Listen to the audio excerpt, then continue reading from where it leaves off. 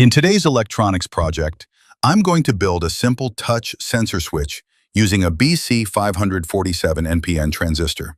This project is great for beginners and helps you understand the basic working of a transistor as a switch. First, I'll apply some solder to the emitter and collector pins of the BC547 transistor. This will make it easier to attach other components securely during the assembly.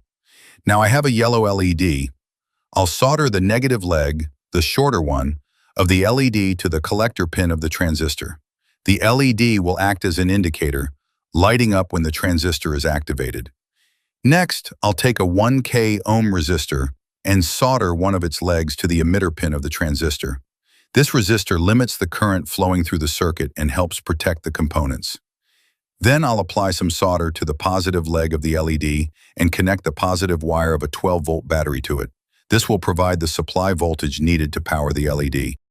After that, I'll apply some solder on the free leg of the resistor and solder the negative wire of the 12-volt battery to it. Now it's time to test the circuit. When I touch both the base of the transistor and the positive leg of the LED with my finger, the LED turns on.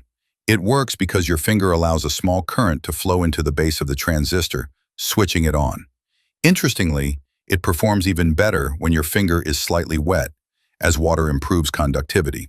And that's it, a simple and fun way to build a touch-sensitive switch using just a few components.